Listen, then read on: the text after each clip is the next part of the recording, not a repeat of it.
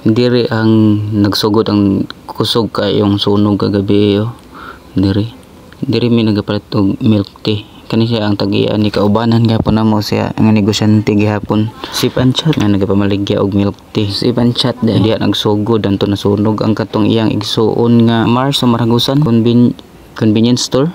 Nya naapil ang kuan manulit og katong Nairush ID nagabuhat og tarpaulin nya sa kilid pud ani niya may mga sinina mga bargain ani nasunog apil ang motor og kuan ang kining Midos nga hotel man siya naapil na pud siya kasunog dool sa Honda og sa Need Pharmacy sumuni piting kusog gabi sa sunog.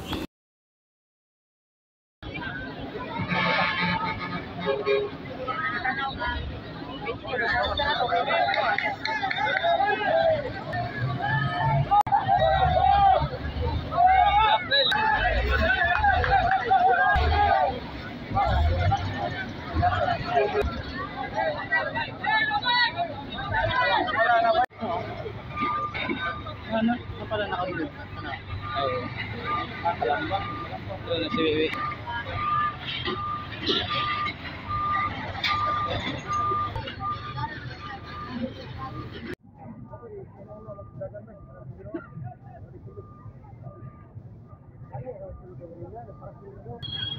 Ini kaging bombi. Wala tao.